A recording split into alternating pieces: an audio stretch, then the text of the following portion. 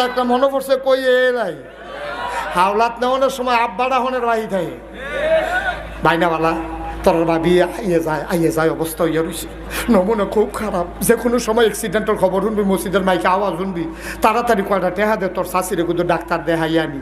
এই কথা কই আপনি 10,000 টেহা হাওলাত নিছেন, ঘুরাইতে ঘুরাইতে ঘুরাইতে ঘুরাইতে এবারায় জোতা ছিঁড়ছে 2-3 জোর। আপনার বাইক গিয়া এবারায় গিয়া গেলে কয় আব্বাই বাইক নাই, এবিডি বেড়াইয়া কয় তাই না বাইক নাই, আসলেতে গড় হইতে রয়েছে। আসেনি এই খেচ্ছ কত না, আসেনি এই খেচ্ছ হ্যাঁতেও যেতে টেহা দিছে হ্যাঁতেও সিহন কামলা ঘর থাকে না ব্যান্ডাতে গিয়ে বইয়া থাকাম।